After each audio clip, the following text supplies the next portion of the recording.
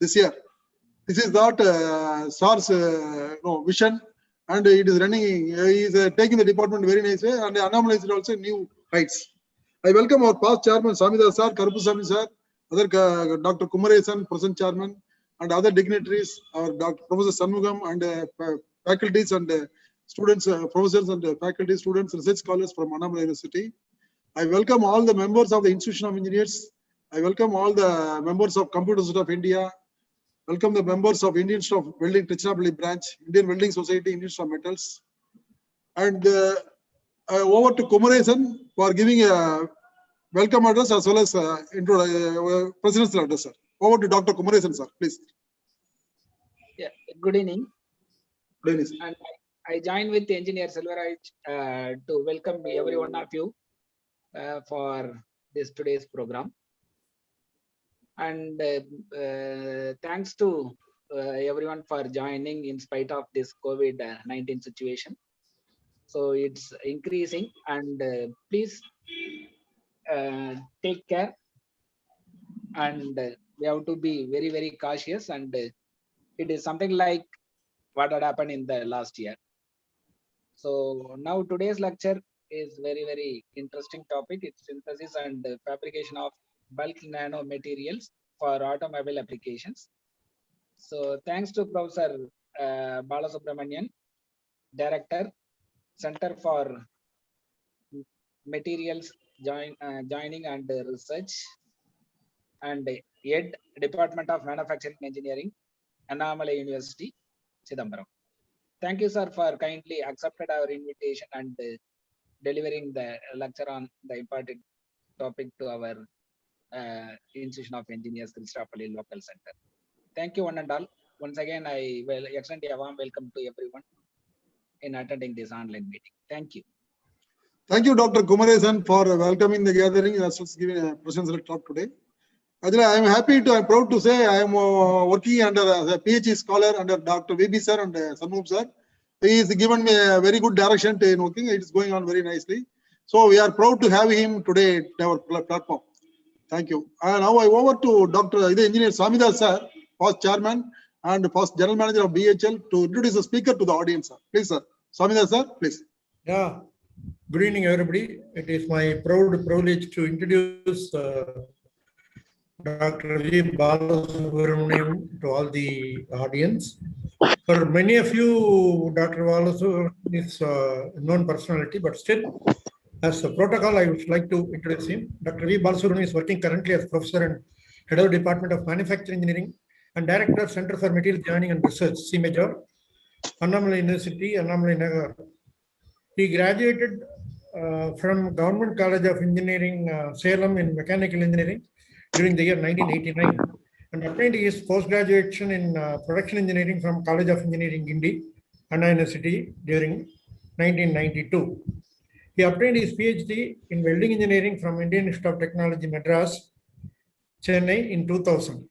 He has 28 years of teaching experience and 22 years of research experience. He has published more than 370 papers in Scopus Index journals, and his current H index is 48. He has supervised 22 PhD scholars and guiding 6 more scholars now.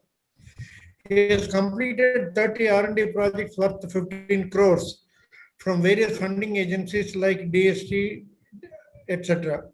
His area of research interests are material joining, surface engineering, and nanomaterials.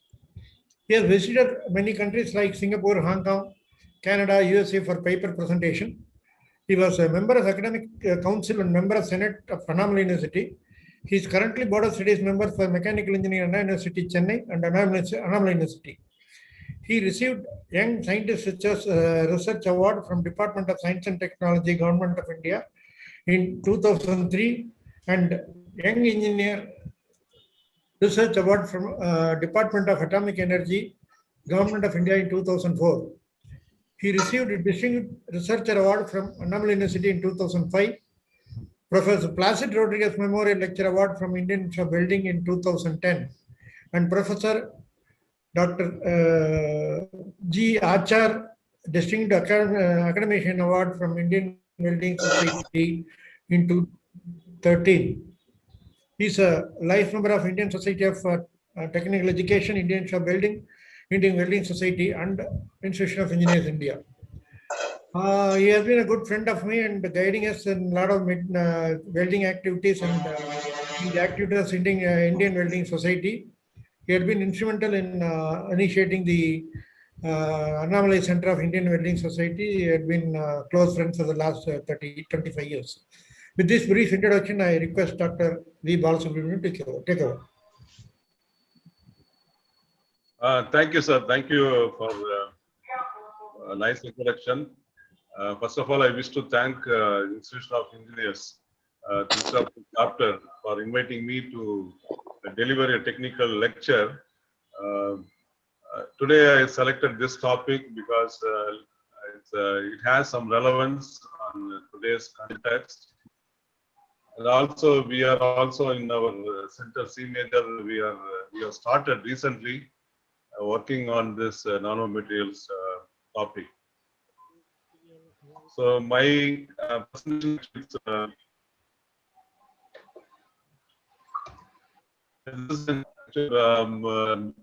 Sri Samidas told me, so you restrict your lecture to 45 minutes because no professors normally will give lectures for 2 hours continuously. So we have some time limit. So this is agenda for today's lecture. First is the introduction, a brief introduction about nanomaterials, and then what are the work we have done in our center related to these nanomaterials. I'm going to share with you. It's not too technical. I will not go into too technical. Just I will give a overall view of this. One is development of nano coatings, thermal spray processes, and development of nano grind materials by severe plastic deformation processes, and then development of nano grind material by electric arc manipulation. And finally, few slides on the C major to the new participants. There are 55 plus participants right now. So just for your information, I'm giving the facility. And finally, if you have any questions, you can interact with me. As they introduced, our thrust areas of research is materials joining and surface engineering and development of newer materials. These are the thrust areas of our C major. And so in align with that, I have chosen my content of lecture in this way, mostly on surface engineering and materials joining. Right, coming to the actual topic, first, just I want to give you a brief introduction. What is the nanotechnology is? Nanotechnology is anything, combination of useful materials or devices and systems. So you can develop a material, or you can, by using the materials, you can develop the devices. Using this many devices, you can create a system. So this is if you've done it by manipulating the matter means the substance on the nanometer length scale, then it will be called as the nanotechnology. So that is the brief definition for nanotechnologies. So why they are playing around the matters, the substances in the nanometer length scale is because if you reduce the size of the particle or size of the grains to the nano level, then there is a lot of beneficial effects rather than the detrimental effects. So the scientists are trying to exploit the novel phenomena that occur when you manipulate or control the size of the matter or size of the substances. So this is called the nanotechnology. And it's a nano means, as all aware that it is 10⁻⁹ meter. And it's the word nano is derived from a Greek word. Actually, it is a dwarf. That's a word. The Greek word is dwarf. The meaning for dwarf is a person of small stature. We used to say, no, it's a Lilliput. Small stature for medical reasons, usually somebody with average size body, but unusually short limbs, or somebody both looks like a human being, but they are very short in size. So we have hear a lot of stories and fictions about the Lilliputs. So that is the dwarf means a person of small stature. So for example, now if you want to imagine what is 1 nanometer is, it's very difficult to imagine because the human hair, for example, if you take a human hair, it is having approximately the diameter of the human hair. If you measure it by using scanning electron microscope, it will give a dimension of 80,000 nanometer. That's the diameter of the average diameter of the human hair. And even our red blood cell, biological red blood cell, it will be having the size of 7,000 nanometers. So just imagine, one part of the 7,000 nanometer or one part of 80,000 nanometer is 1 nanometer. So that much small. It is very difficult to imagine that size. So atoms are below a nanometer, because atoms normally in the unit, we used to say it is Armstrong unit, 10 power minus 9, 11 and 10 power minus 10. So much smaller than the 1 nanometer, whereas the molecules, including some proteins, range from the nanometer upwards. So it's very, very small, and so the scientists are playing around that size. So for a comparison, this slide will give an idea of how small it is. And if you see that the first picture is, it's a ball, it's a football, it's having a diameter of 22 centimeter. And the next picture, it is a small insect. It's only 1 mm size, like a small ant. And then this is the human hair, the human hair, which you can see under the scanning electron microscope. The diameter is 80 microns.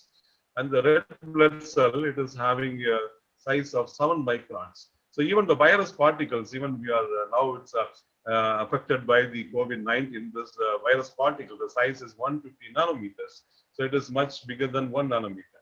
And the DNA, the size of a DNA, it's 2 nanometers. So it's 1 nanometer means it is smaller than half of the size of the DNA. So it's 1 nanometer.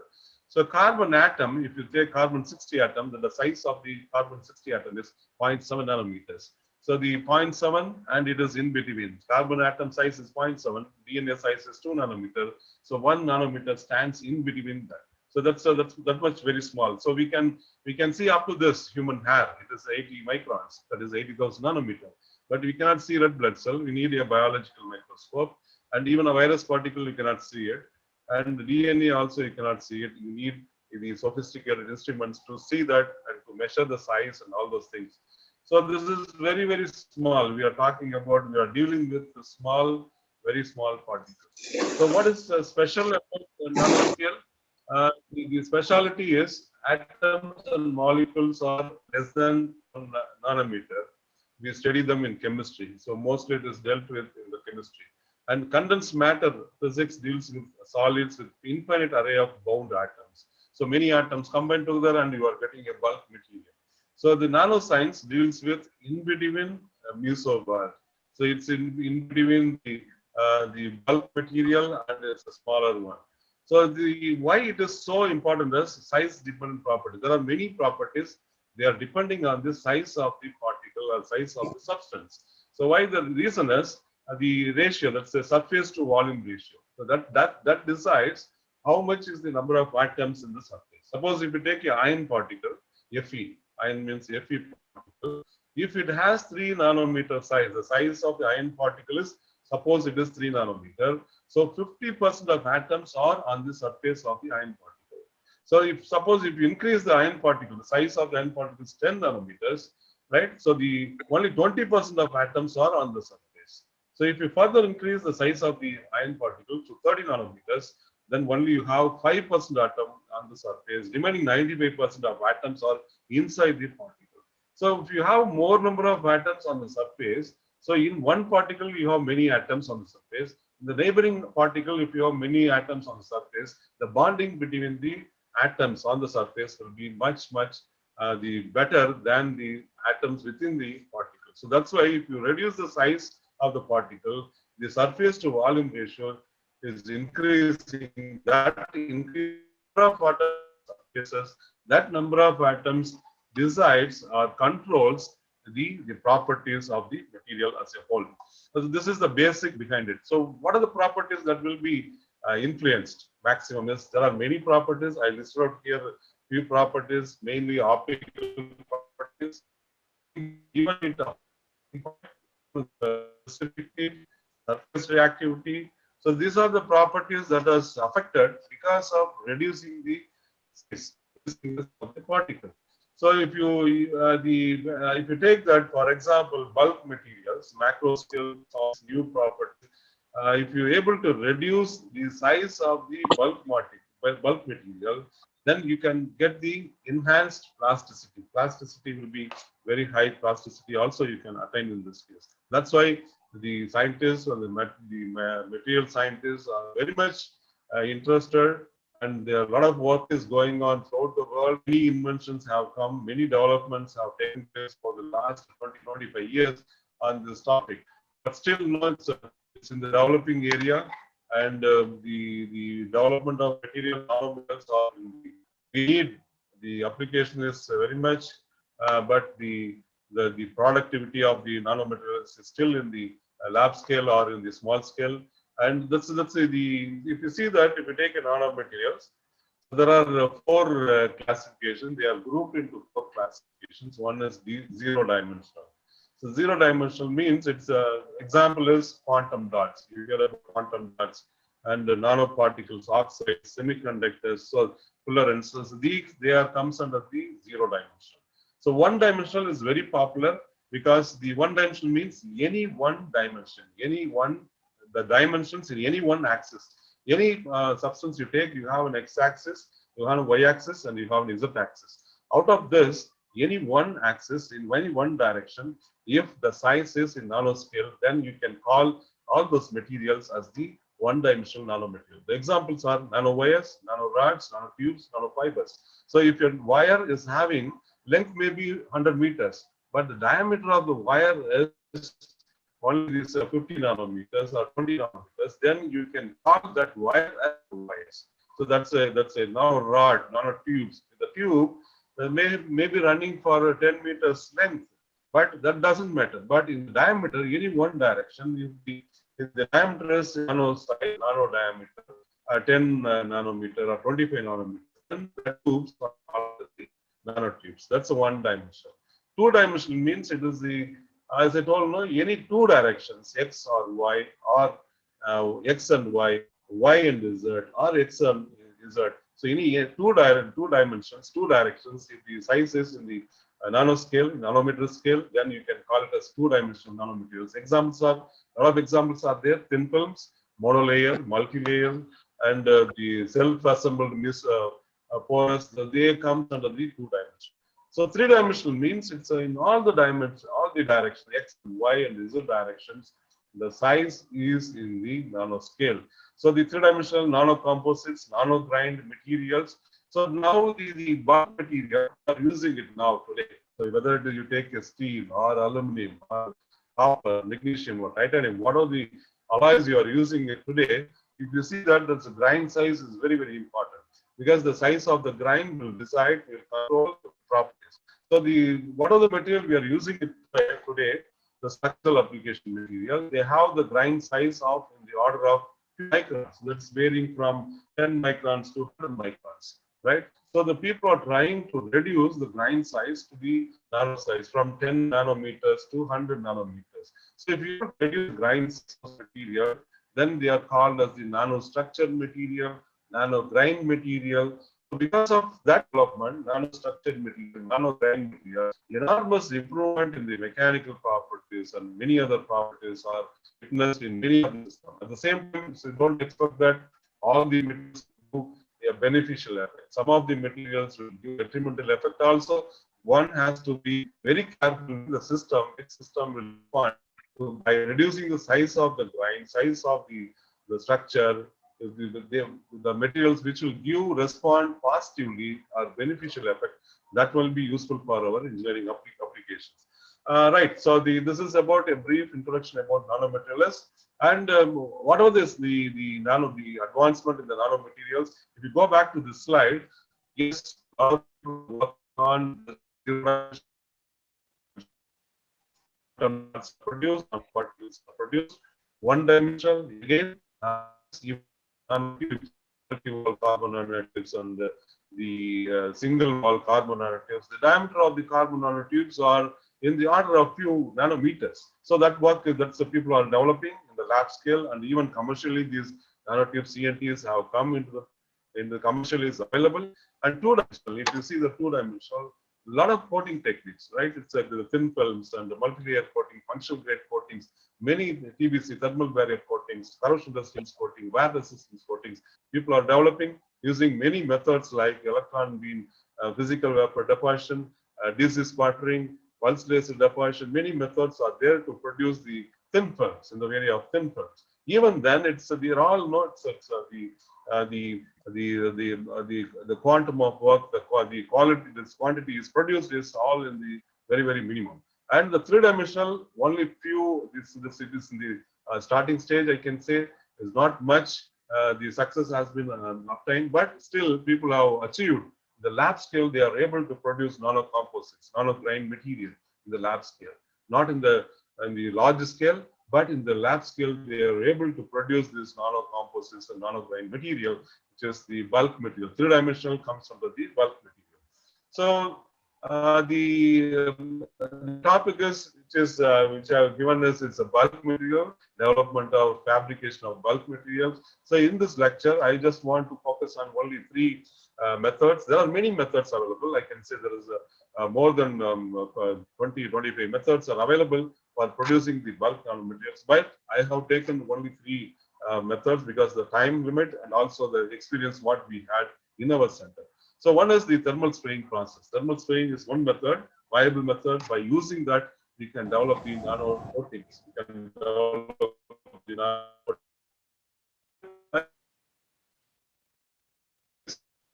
We all know that it's a thermal spray required a heat source. The heat source may be a flame or the electric arc. So these are the two sources normally people use for the thermal spraying process. What are the process it is? The heat source is there. The heat source may be a flame or maybe electric arc. Flame is normally produced by combustion process, but electric arc is produced by the short circuiting method.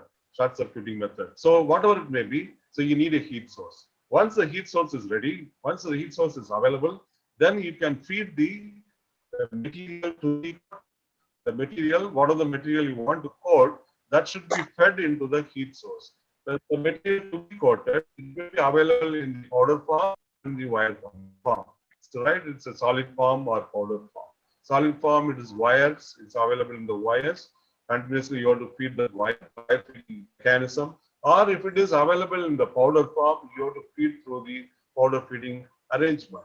The powder method is much advantage because you can mix any powder, any composition, you can mix it and you can develop your own product. But the wire means you have some limitation because what are the wires available in the commercially only is it, and also the wire, the producing of wire, the fabrication of wire is a problem if the materials lack the ductility. If the ductility is poor, it's difficult to make the wires, whatever it may be. So I don't want to go into detail about that. So it's the material to be coated should be wire form, it's a form, or in the powder form. So whatever it may be, that should be fed into the heat source. Once it is fed into the heat source, the material, the coating material, the solid or powder is melted. So it is going to the molten stage, liquid molten particle, liquid particle. So this liquid particle is accelerated at higher velocity. So minimum velocity is 300 meters per second. There are processes available which can spray the material molten droplet even 1,200 meters per second. That's a high speed, high velocity oxygen spraying methods are available. So at a higher velocity, the molten droplets is and the hitting on the substrate. Substrate means the component which is kept away from, a little bit away. So there is a standard distance you have to maintain, a little bit away. And if you spray it, the substrate material, the component is at room temperature. This coating material is at melting temperature. When it's sprayed, there is a sun quenching, rapid cooling takes place. And during the rapid cooling method, it is sticking onto the bonding occurs between the substrate and the coating material. So this, it is a mechanical bonding. There is no metallurgical bonding here. So because the substrate doesn't melt, the substrate is not changing anyway. So it is only sticking. The molten droplets are sticking onto the substrate material or the component surface. So it is a mechanical bonding only you can achieve. So because most of the processes are done at atmospheric air, so there is a possibility of the entrapment of atmospheric air in the flame. So when the the particle is traveling at higher velocity, this surrounding air also will be going along with the molten droplets, and they will be entrapped in between the molten material and the coating surface. So the entrapment causes, after some time, the air will come out and they form a small holes, micron level holes. That holes are known as the pores. So porosity will be there. Always the porosity will be there in the thermal spray process. A minimum of 1% to 2%, maximum of 10 to 12% porosity is available. It based on the different material, different processes. So the thermal spraying process, as I told you, there is a combustion based and the electric energy based. And the combustion based, you have low velocity flame and high velocity flame. So the low velocity flame, high velocity flame it's nothing but it's based on the fuel. Because for combustion, you require oxygen. Oxygen is first. And another one gas is you require a fuel, the fuel gas. That fuel gas may be acetylene. If you use acetylene, the velocity will be, the temperature also less, the flame temperature is also less, the flame velocity also less. That's why they are called as the low velocity flame.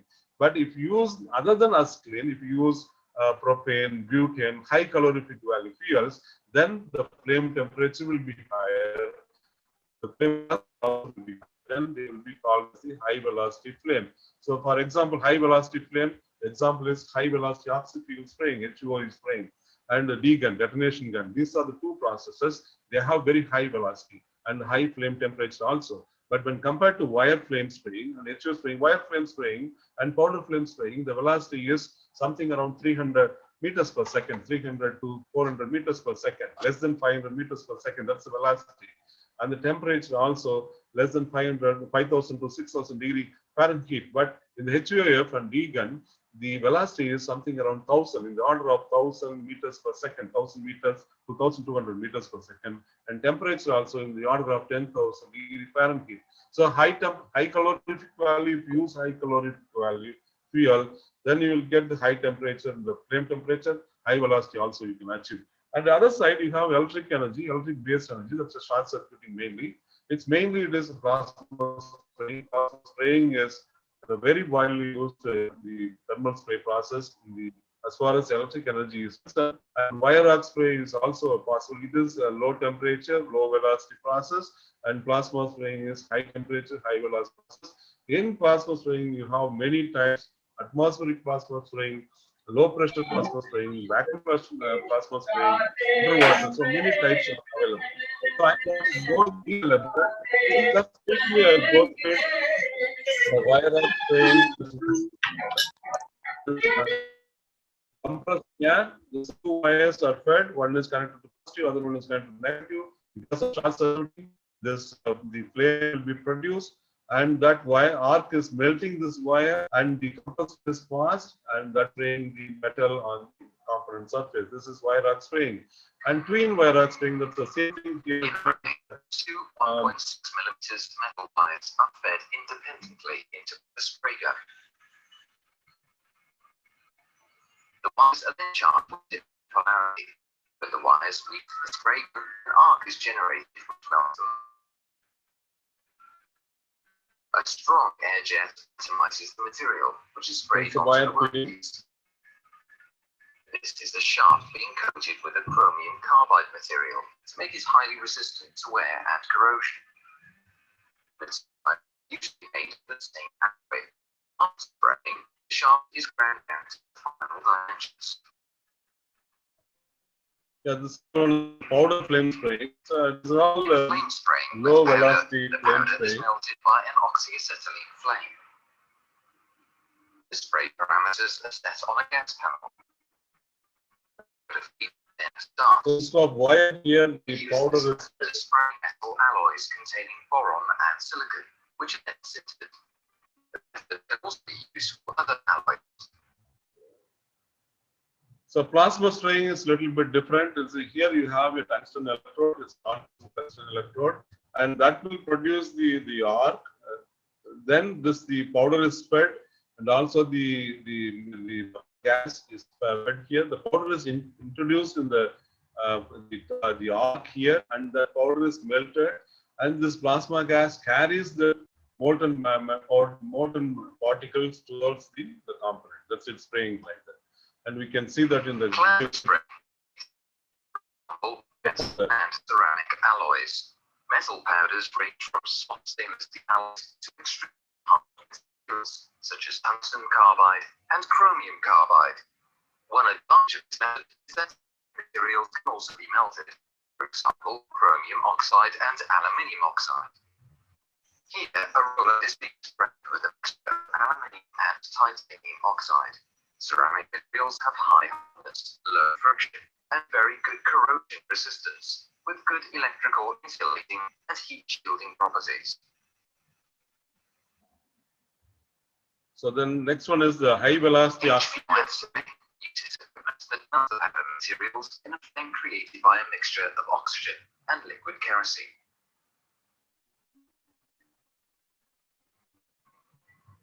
The flame is ignited with a spark plug. Powder is fed from a powder feeder to the breaker. The process starts after the program is selected to the particular powder, and the process can be monitored from the control panel. This method has the highest particle velocity, creating an extremely dense layer with a high bond strength to the substrate. Carbides are the most commonly used material.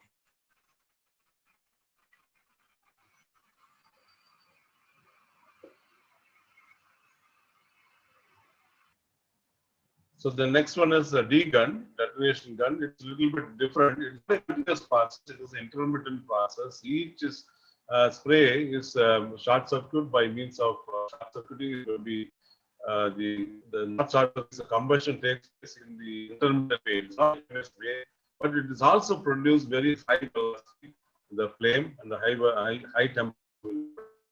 This also produces a high dense coating. Right. So this is a thermal spraying and the basic of it. How this thermal spraying can be used to produce a bulk coating. So thermal spray for nano powder feedstocks. Whether is it possible? Yes, it's possible, but there are a lot of differences involved here. Because if you take the powder, nano size powder, the feeding of nano size powder is a biggest problem in this case.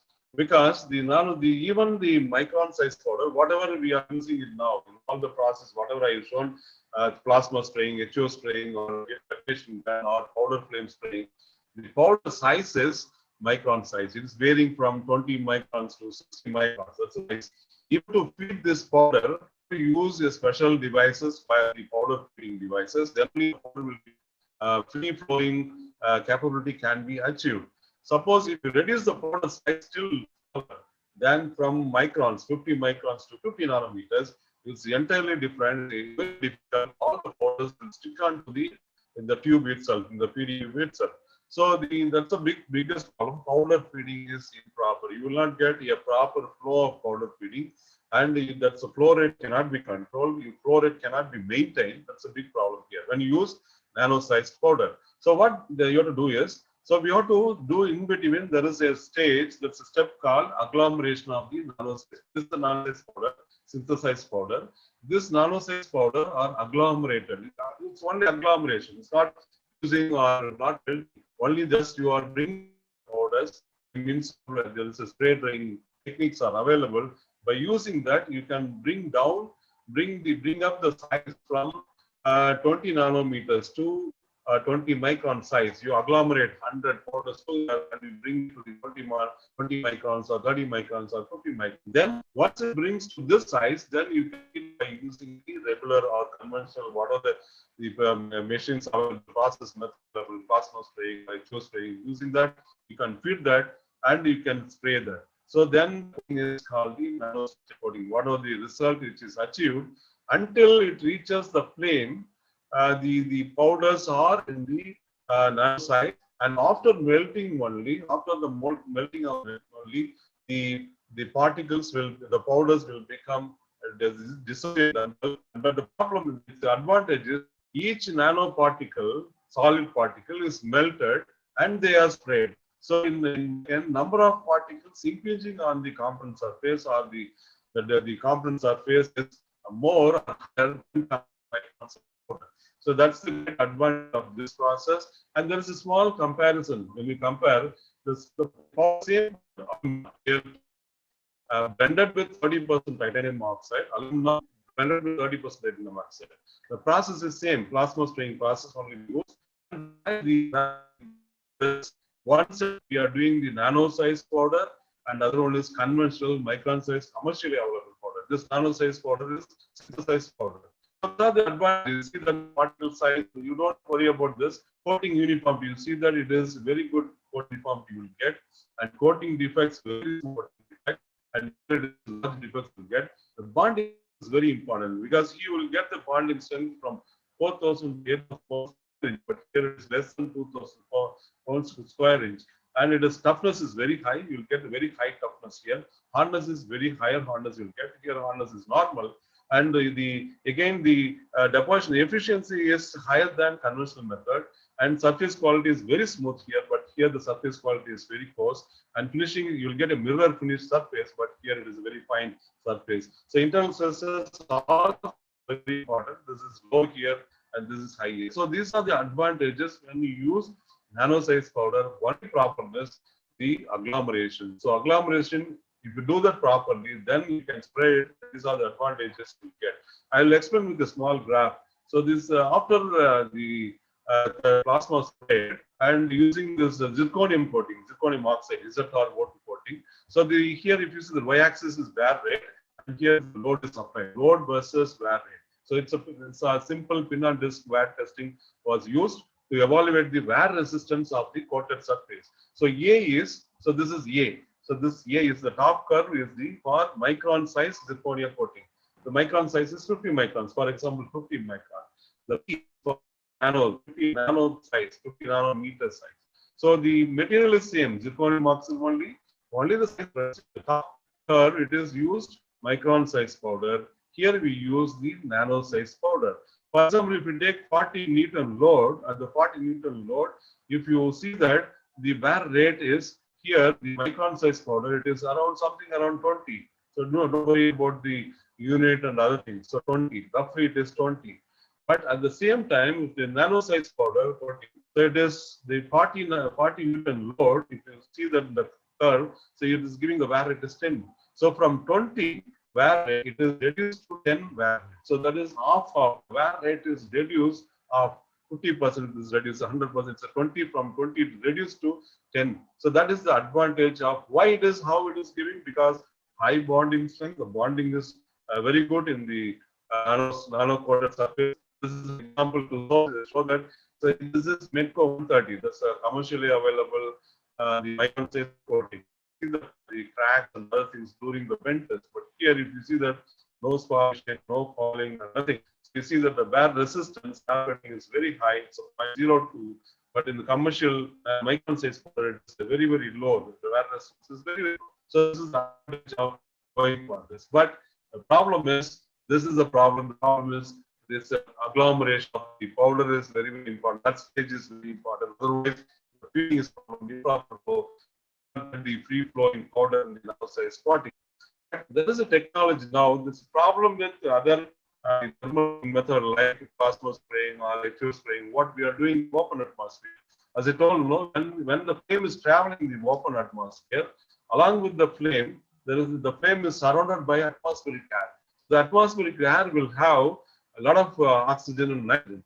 So this oxygen and nitrogen also go along with the molten liquid, and during the travel, even it is a microsecond, during the travel period, this oxygen and the oxygen and nitrogen available in the atmospheric air reacts to the molten metal and they form oxides and nitrates. So the coating, suppose if you want to coat only the stainless steel coating, okay, only stainless. But what happens when the stainless steel melts and when the stainless steel particles, the molten particles are traveling, this oxygen will react with chromium and chromium oxide will form, chromium nitrate will form. Not only that, many oxides and form. So this is the one disadvantage of the those methods. So to overcome this problem, so now they developed a technology called here. This is a solid state process. There is no melting of the particle. There is no melting of the powder. The powder is fed in the solid state itself. Okay, that's why because of there is no melting, absence of melting, there is no oxide formation. And also it gives very good properties. I'll show that in that. So how this is happening? This is happening mainly because of that it is a developing stage. Even in India, in the TLC, the technology, and they are you required big gas bunkers. That's required because supply. You see the gas supply is it's a very high pressure. You have to supply from 5 to 50 bar at a pressure. You have to supply. Here, by heating the gas will get expanded. Then it is allowed to pass through the D-level nozzle, a special nozzle, and here the velocity is increased. Now the powder is fed into the high velocity gas. It may be air or it may be nitrogen. The people are using it, atmospheric air or compressed air or nitrogen also they are using it, and this is introduced here. So the powder, what are the powder? If you use, even if you use copper powder, even if you use aluminum powder, you'll get aluminum coating. It's not aluminum oxide coating, because in the previous method there is a melting and there is a reaction of oxygen, and oxygen will react with aluminum and aluminum oxide will form, aluminum nitrate will form. But here there is no melting of the powder. Only the powder is the first introduced at a high velocity gas which comes out, and that gas is carrying the powder at a very high velocity, and it is impinging the accelerated particle or powder on the surface, and that's why it is called cold spray. There's no temperature, and you see that after coating, if you see the cross section, if somebody who have experience on building, they know that they will appreciate that in the explosive welding, magnetic, you'll hear this typical characteristic feature is wavy interface. The wavy interface. This is the subject our copper particle is coated, and the interface you will find the similar wave interface. That means the wave interfaces particles are impinging. Because of impingement of the particle, the substrate material is undergoing some plastic deformation. Not only the substrate material, even the particle also undergoes the plastic deformation. Again, here it is a mechanical bonding, no physical. So it is the main advantages. There is a very less the porosity will be very minimum, because there is no entrapment of gases, no entrapment of air, and this is all. So almost you get a high density coating as possible in this. The cross section of various methods shown here, and you see this is a flame spraying. FS is flame spraying. Porosity will be there because low temperature, low velocity. Plasma spraying here also the coating will have porosity 10% to 12% porosity.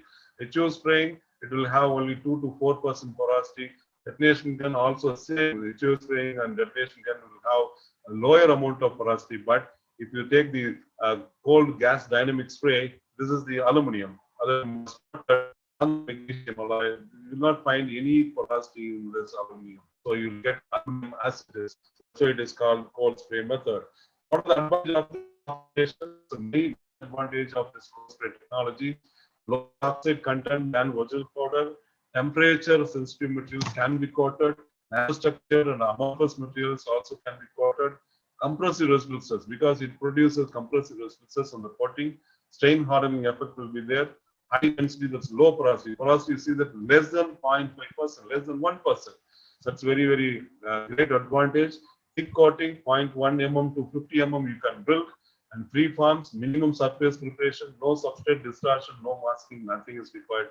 This is advantage. Now it's a portable, handheld, cold spray machines have come into the picture, and it is it's all in the evolving stage now. So there are many applications in automotive industries for thermal spray coating. So see the fuel pump cover, clutch plates, fuel injection nozzle. Right now they are using this atmospheric plasma spraying, low pressure plasma spraying. So they are using it. But now if you use this process, the nano powder, when you coat, the performance of this component will be, you get very high resistance, you will get very high, the resistance, all this properties will be enhanced in this. So some other components which are coated using thermal spray process, and the many materials are coated now using this technology. And also the TBC, thermal barrier coating on the piston cylinder, you can do it. Alumina or the zirconia that can be coated. By coating this, you can improve the efficiency. That's one of the advantage of this method. All right, even in the forestries, this technology is used, and this in the power industries, heat shield, and blades, turbine runners, boiler walls. It's all used. Nowadays, we have to move from the micron size powder to the nano size powder. If you move that, only that is the change. So in between, you need to add one system that's called the spray drying system. By inserting the spray drying system in the available conventional or existing all the thermal spray equipments, then you can the synthesized powder, nano powder can be consolidated or incorporated into the synthesized powder. Then if you spray it, the performance will be improved. That's the advantage, a lot of advantages.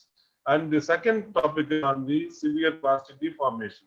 So here it is, it's a well-known process, FSP, friction stir processing is a viable method for producing a bulk, the nano grind or near nano grind material.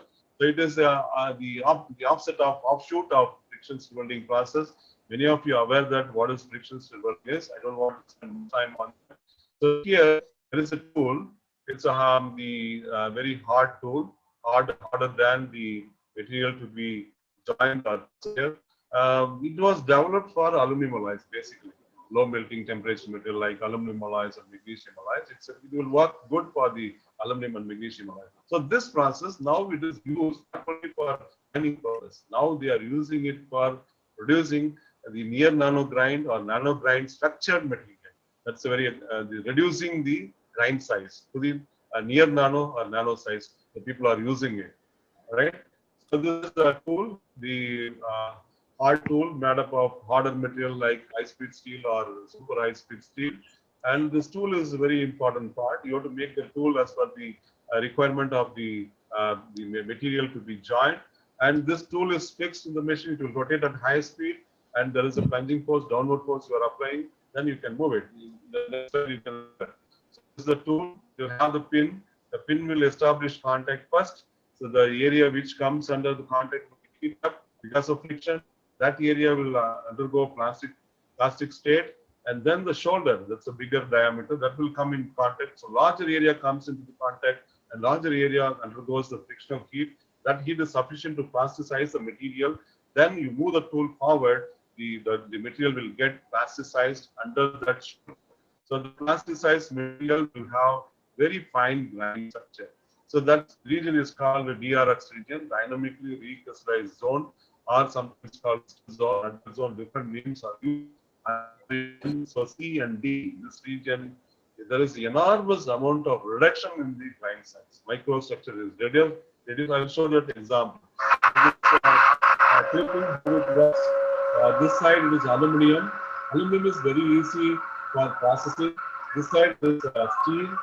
The process of steel is somewhat difficult, somewhat challenging, because you cannot use high-speed steel or some other tool. You have to go for the tungsten-based or it's a tungsten carbide-based tool. And so this is one example. I'll tell you. So I'll show a few. We have done some of work on that. So aluminum, this is the average time for processing. Okay, I know that there are techniques to measure the microstructure and the grind size you can measure. So this is the grinds and boundaries or boundaries. Average grind size is 50 microns. This aluminum processing is the size of the grinds are reduced to 0.5 microns. That is to 500 nanometers. Even 5 nanometers. So the size, the grind size is more than 100 nanometers. Generally, you can call it as the nano material. This is the ultra fine grain material, or people are calling it as the near nano grain material. So achieve in the atmospheric atmosphere. Even one of my students has done in the underwater friction stir welding. We have achieved much lower than nearer to the 100 nanometer size. Grinds are reduced to 100 nanometer size. And not allocated on IFC intersection, which is very widely used in the automobile applications because it has very high ductility. Elongation is normal. It is used in structural fabrication of the automobile industry. So this IF steel, if you see the before FSP, before friction stir processing, as received material, the grind size is 45. So the after stir processing, you see the grind size reduced to 10 microns, that is 500 nanometers. Even here also we are able to achieve only 5, not the 50 nanometers. 50 nanometers, the next step, we are using the what do you call the liquid nitrogen cooling and other underwater friction stir welding. These are the techniques we are using it to reduce the grind diameter to the less than 100 nanometer. That means 0.1 mics. So that what is the nano can be produced, superplastic forming can be achieved because of this. A lot of advantages. Fatigue life is improved because a lot of compressive force is acting on that. So compressive stresses will decelerate the fatigue life. Only the tensile stresses will accelerate, but the compressive stresses will decelerate the fatigue crack. So the fatigue life can be improved and material can be softened. Some material will become soft, some material will become hardened based on the work hardening capability of the material and the alloy chemistry. So these are the applications. And the third one is simple now because we are working on a lot of things we are doing on the welding. So we use electric arc manipulation. So by doing manipulation of electric arc, whether you can reduce the grind size of the material. So you know that constant current welding, all the conventional welding process, whether it's manual metal arc welding or TIG welding or MIG welding, based on the plate thickness and based on the wire diameter, filler wire diameter, they will select the current and they'll fix the current. Suppose if you fix 200 ampere, that current will be supplied continuously from the beginning to the end of the welding. So that is called constant current welding. But there is another technique have come long back. It is the pulse current welding. Here, the current will be varying from maximum to minimum. So because the minimum current is required to maintain the arc. If you maintain the arc, the current is zero, then arc will extinguish. To avoid the arc extinguishing, so they are using a minimum current. For example, instead of 200 ampere, they will use 100 ampere as the background current. So 100 ampere is minimum required to maintain the arc. So, but the melting the filler wire, melting the electrode, you require higher current. So they use 20 ampere, so 200 ampere. So the current will be fluctuating from 200 ampere to 100 ampere. When it reaches 200 ampere, the current will melt the filler metal or electrode. Once the electrode is melted and molten droplets form, the droplets will take few microseconds to reach the weld pool. So that during that time, bring down the current and maintain at lower level. So by varying this, current is varying from maximum to minimum. What is the advantage? Because when current is varying from maximum to minimum, there is a fluctuation in arc temperature because it's arc welding process. Arc temperature will fluctuate. Not only the arc temperature, the arc forces also will fluctuate.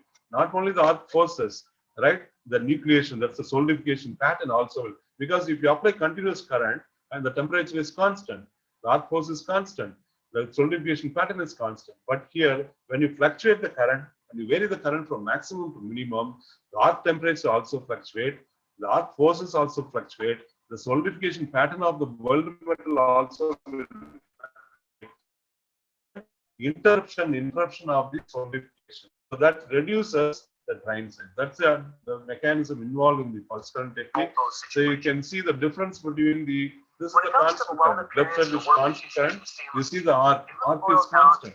One key problem. Too much heat is being applied. Arc is constant. There is no fluctuation in arc. The weld area goes through. But here you see that arc will fluctuate like this.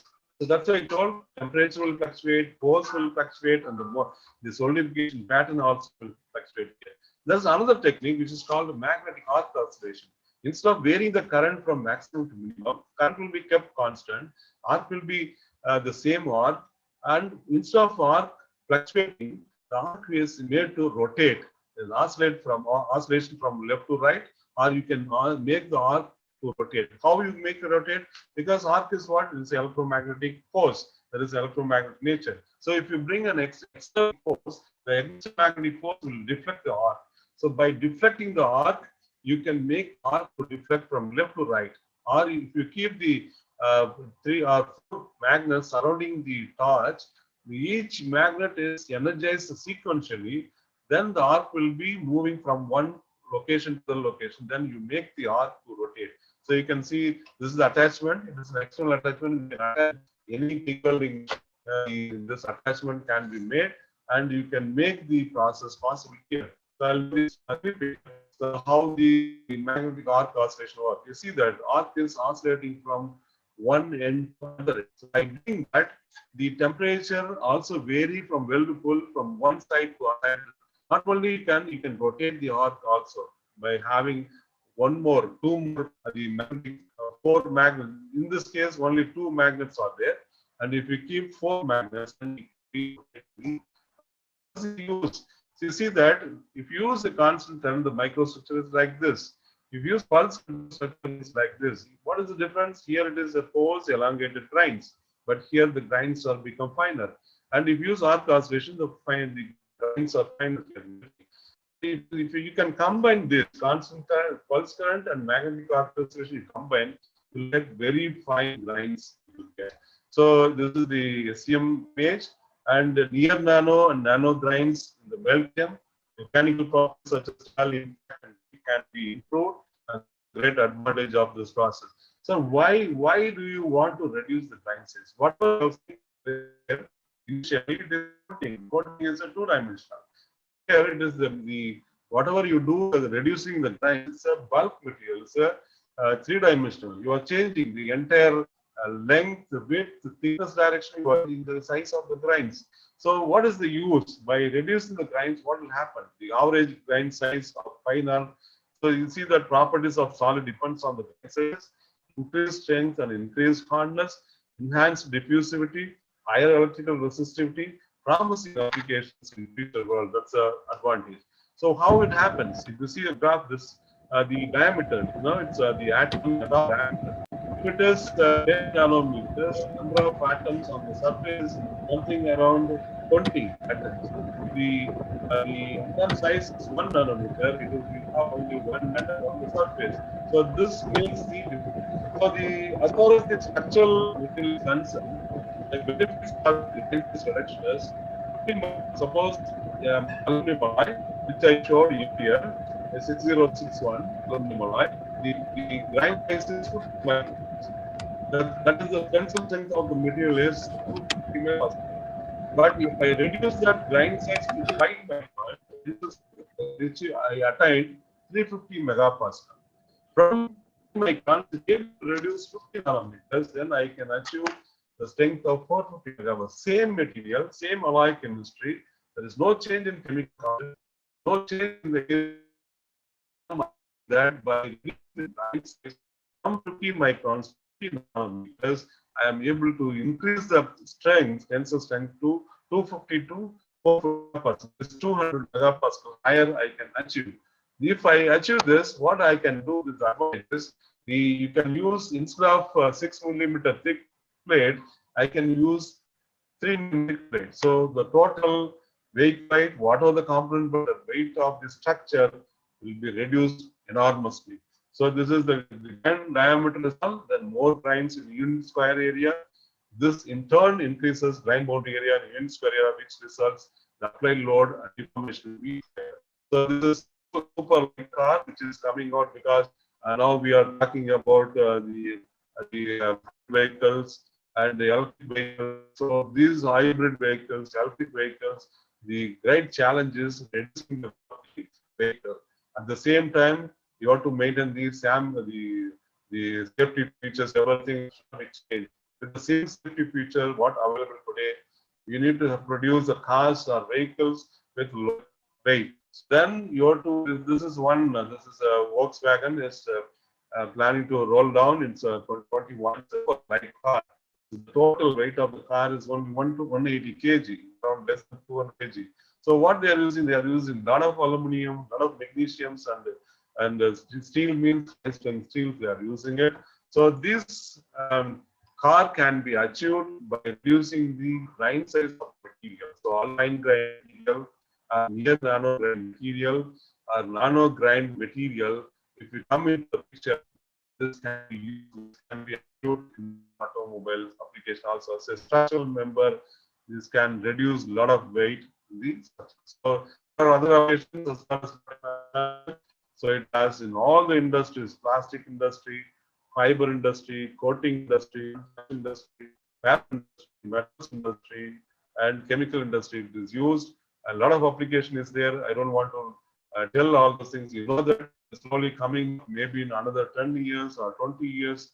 Lot of applications, lot of devices, lot of systems will come out with the nano materials and nanotechnology, using nano materials, nanotechnology. And finally, I'll 2 minutes already so this is about major because there are a lot of people, outside people, and in Center for Metal Engineering, where I'm heading this center, and we have 11 laboratories. We have machine building, solid building, physical metal, mechanical testing, nano coating, corrosion testing, tribology, model. All these labs are there in one room. And the center has completed so far 40 R&D projects worth of 10 crores and 5 R&D projects are ongoing worth of 2 crores. And center has published more than 370 papers in Scopus Index journals, not in the page journals, Scopus Index journal. This is the center has produced more than 40 PhD theses. Our thrust area, as I told, material joining, surface engineering, newer material. That's why I focus more on surface engineering and material joining related technologies which can be used. This, whatever I spoke now, whatever I presented today, these technologies are available with everyone. So these technologies also not need to go for very high-fi equipments or instruments for working on the nanomaterials. You can, whatever the material facilities available, conventional facilities available, using that itself you can develop the nanomaterials and the bulk nanomaterials can be developed. So that's the concept of this. So this the material plastic, and friction welding, diffusion bonding, spot welding, friction stir welding, CNC bonding temperature, you can go 1600 degrees centigrade.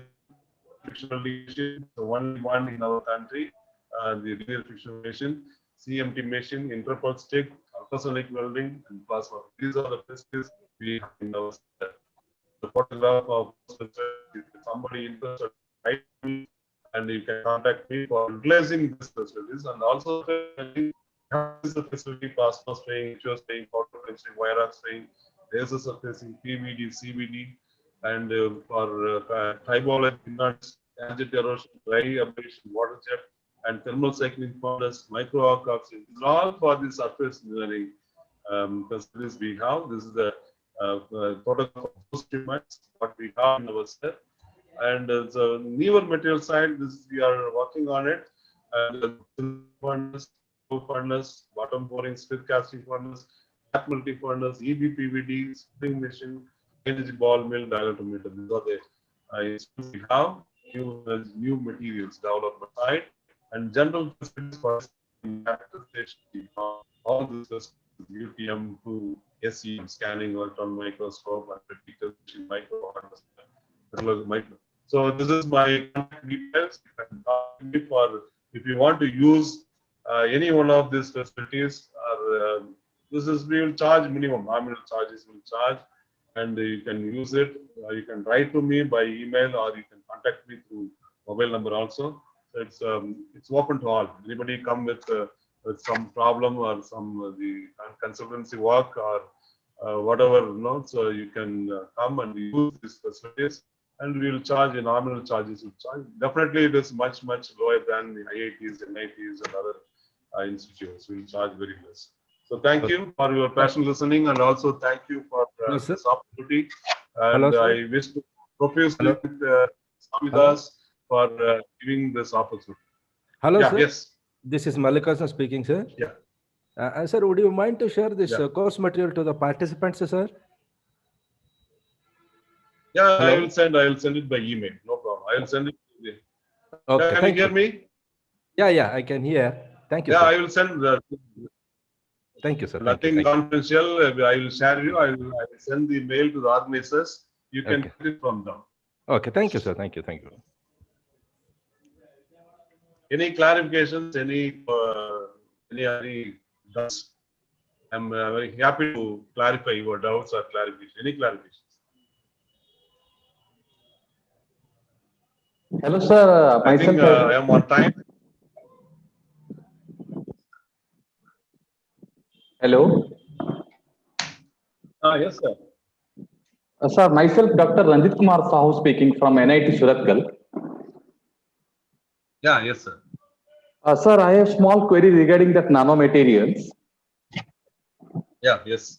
Sir, though I am from mechanical background, sir, nowadays that means to produce the nanomaterial of uniform in sizes, that is a quite challenging till to date. Why? Because people are not able to produce the nanomaterials.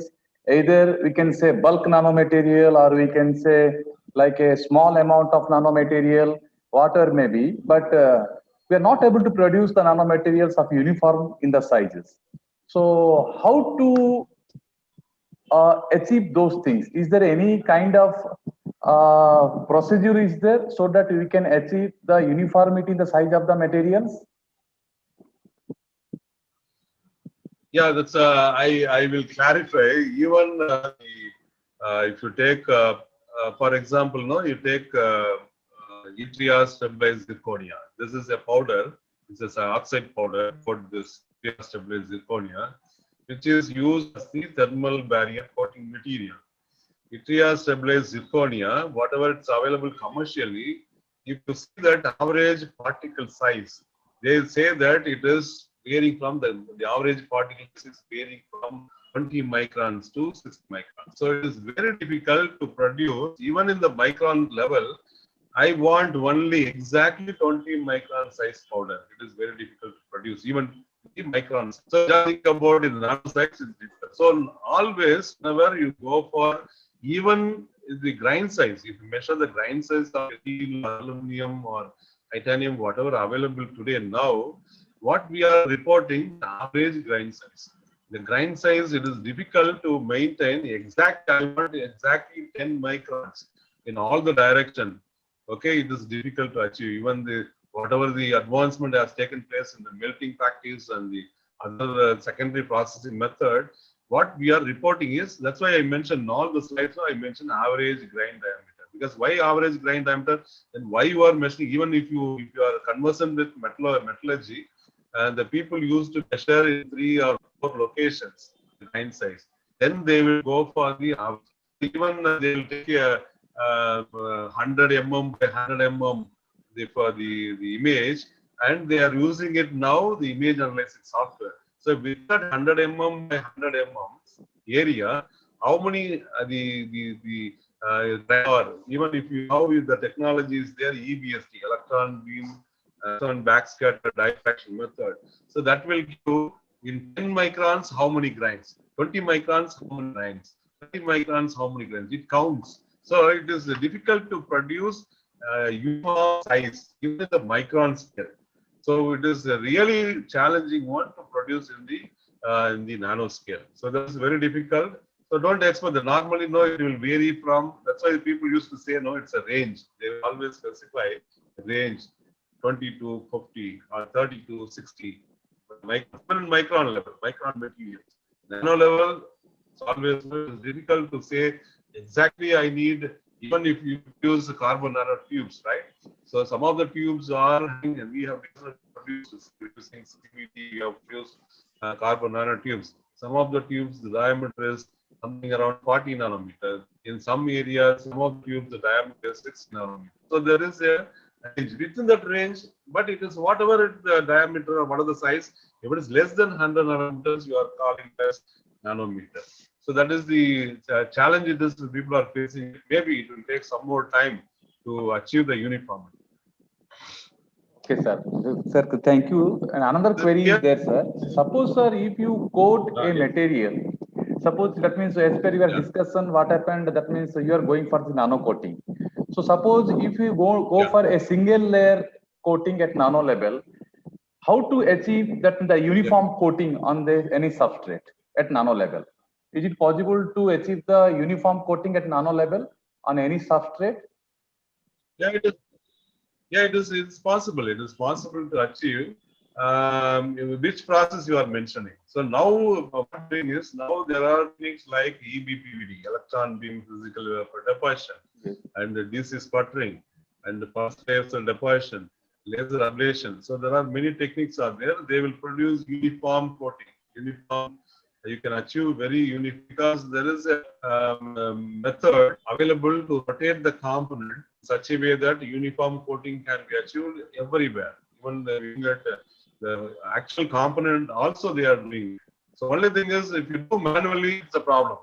So if you mechanize, even whatever I showed you, thermal spraying, many of the video clippings they are doing it manually. They are doing it mechanized one, automated one. When you do by automation, then definitely now robots have come. Even for thermal spraying, robots have come. So whatever the complex shape, complex geometry, complex profile, they can coat. If you program it properly, then they will coat the uniform thickness you can achieve. If you do manually, then there is a problem. There is a problem of doing it. But manual, you can do it only lab scale, coupon level only you can do the coating. But actual component, things, no, so you have to go for the mechanized or robotic control. These equipments you have. So even the many industries, auto industries, they have based the processes. Mechanized techniques are there. So they're not doing it by manually. Manually, if you do that, there is a problem. Thank you, sir. Thank you. Thanks a lot for your excellent response, sir. Sir, hello. Yes. Yes. Sir, myself Ramakant Komari from Andhra Pradesh, speaking from Andhra Pradesh, sir. Yes. Sir, actually, I have previously worked over coated carbide tools, sir, for machining purpose. So, sir, in that coating purposes, they have used different coating layers. That means different materials, sir. Coating with different materials. One layer with tin coated and similar way. Can we do that in this also, sir? In this process also, sir? Yeah, it's a kind of functionally graded coating, GM. Functionally graded material. Yes, sir. FGM, functionally graded coating. Yeah, that you can coat, because only to maintain the thickness. See, if you take thermal spraying method, just if you spray one spray like this, it's like a spray painting. Spray painting is in the cold condition. Here is the hot condition. If you spray one spray, you can the thickness will be something around 20 microns. Okay, 20 microns. So if you want to make 200 microns, you have to do it 10 times. Left to right, left to right. If you do that, you can get build up the 20 microns. In the 20 microns, suppose I want first 50 microns, I want to coat only tungsten. And the next 50 microns, I want to coat the other material, cobalt. So the next one, if you want to coat some chromium. So like that, you can control. You can control number of passes. You can say it's number of passes. By varying the number of passes, you can control the you can wear. In thermal barrier coating, people will do that. If you know thermal barrier coating on automobile application, gas turbine application, because they deposit a bond coat. Because powder is ceramic alloy. So if you directly coat ceramic powder on the alloy, the thermal expansion will be different. Alloy, suppose for nickel-based alloy, the thermal coefficient of expansion is very high, but the ceramic powder, the oxide coating, the thermal coefficient of expansion is very less. So this packing up. So what that bond of material, it is a in between oxide and alloy. They deposit 100 microns bond coat, then they will deposit the remaining 200 microns. So that you can do it. Functionally graded coating can be possible. They are doing it. It's possible. Only thing is thickness. Each pass you have to measure the thickness and what. Okay, sir. Okay, sir. Thank you, sir. Thank you. Hello. Thank you, sir. Thank you.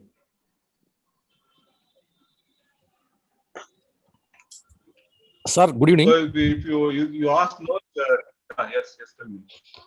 Sir, this is Dr. Aimatullah from Government College of Engineering, Srirangam. I'm basically a machinist. Machining expert. I'm really interested to learn this process into machining. One may be tool coating. that can be utilized. I have a small doubt in this, sir. You have mentioned, you have compared both processes. One is with nano powder coating and another is micro size coating. While you're comparing, you mentioned some advantages like reduction of pores and increased strength and all. For that, you said agglomeration of smaller particles needs to be carried out. How that agglomeration should be done, sir? Or how it is getting agglomerated? Yeah, there is a instrument called spray drying machine or spray drying equipment. Right, sir. So that spray drying equipment, it's actually it's a different mechanism. It will take long time. Anyway, briefly I'll tell that. So these nano-sized particles are fed into the. They use some solvent. Okay, that's a chemical solvent, CCl4 or acetone. They will mix it, and then that solvent will be the solution. The chemical plus the powders will be fed through the spray drying method instrument. Sir. When it is spray drying very slowly, so these the CCl4 acetones will be dried up, and this particle gel, they're getting sticking to the solid. They will stick to that, and they will come out as a agglomerated particle. So there is an instrument, very 10 lakhs it's available now. Even portable instruments have come, not portable, instruments have come now for processing this nano powder into micron size powder. It's called a spray drying unit. It's called a spray drying unit.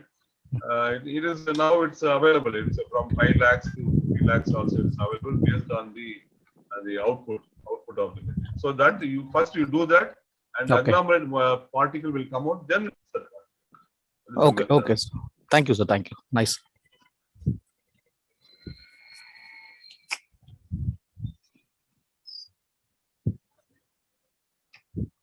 Yeah. Thank you, sir, for that presentation.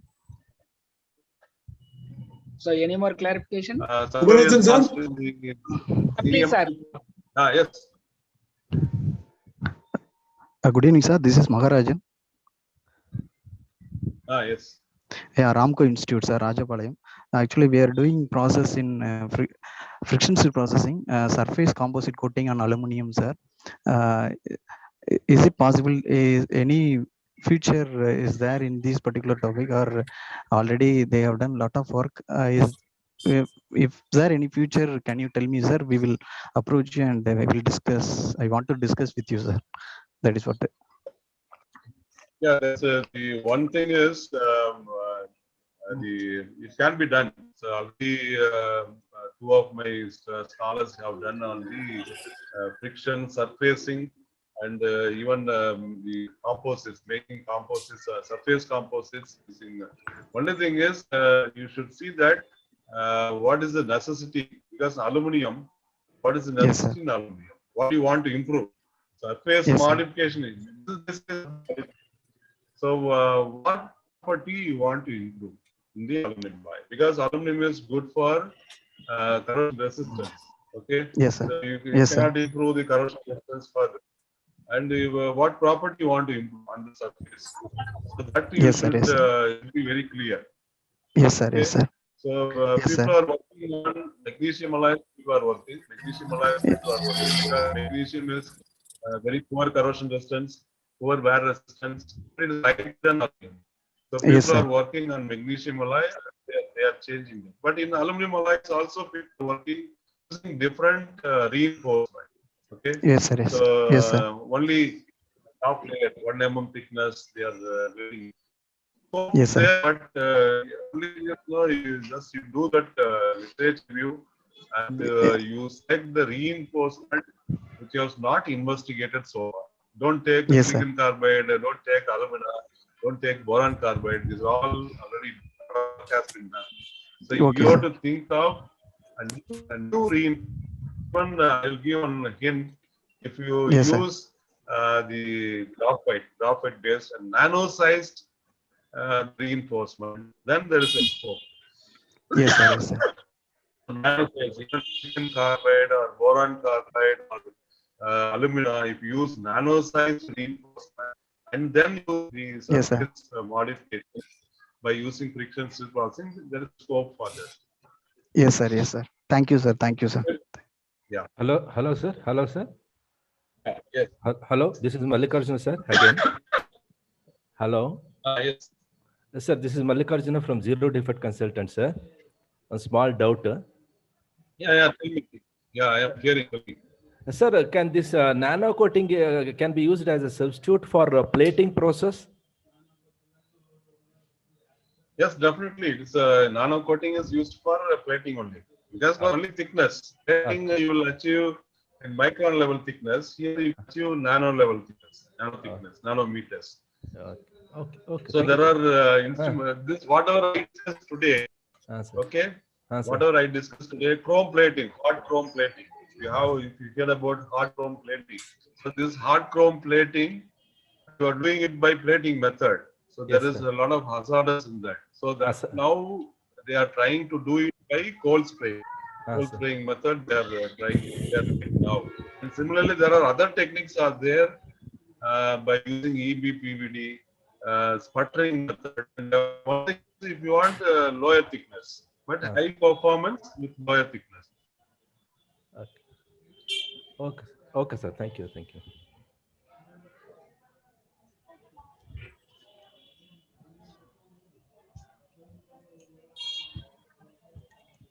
Sir, Kumarajan, sir. Yes, sir. Yes, sir. If any other queries, we can move to the next agenda, sir. Yeah, thank you, sir. Thank you. Excellent presentation and more queries from the participants as well. So next week, not next week. After tomorrow on 9th, we are having presentation of Best Engineers Award 2020 to the awardee, Dr. A. Balasubramanian, Chief General Manager, TNPL, Karur. So in the same function, IEI TLC also cordially invites you for the presentation of roll of honors to the chairman and the secretaries of the past 5 sessions and for special lecture on paper machine quality control systems. And the lecture will be delivered by Mr. R. Rajalingam, Deputy General Manager, TNPL, Kagitapur. Thank you, sir. Thank you. Over to Engineer Selvaraj. Yeah, I will. Sir, one minute. So I wish to yes, thank, sir, I'm waiting. We are waiting. I want to thank Sri Samidar sir for he was tracking me for the last 1 month. Give date, give title, give topic, all those things. But despite many schedules, several schedules. So every day we have one program, one schedule. I was only Dr. Balasubramanian, I understand your difficulty because you are so knowledgeable. Selecting one particular topic is difficult. No. I want to thank her because this is a good forum. Nearly more than nearly 70 participants attended. So I think a lot of questions also. So that's why I want to thank Sri Samidar for giving this opportunity to share some of our work which we carried out in this Annamalai. Thank you, sir. Thank you very much. Thank you, sir. Thank you, sir. We all got benefited, sir, by your you shared your rich knowledge with us. So coming to vote of thanks, it is my part to propose vote of thanks, immediate past chairman, myself, Selvaraj. And first of all, I thank Dr. V. Balasubramanian, Professor and Head for Department of Manufacturing Engineering and Director for Materials Joining and Research, Annamalai University, for sparing his valuable time because in spite of his busy schedule and sharing his rich knowledge in the area of synthesis and fabrication of bulk nanomaterials for automotive applications. It was an excellent coverage on the subject, sir. Really, we enjoyed your program, sir. Thank you very much. Thank you so much, sir.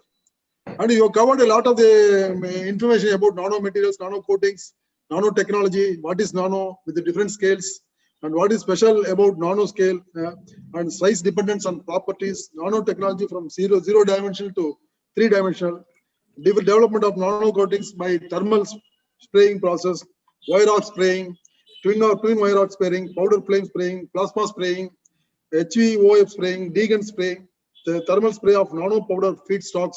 Superior properties can be achieved like that. Cold spray technology, comparison of microstructure with various materials and coating processes. Cold spray advantages, application in automotive industry, where the grain size reduction is increasing very good tensile strength, which is go for reduction of the automobile weight.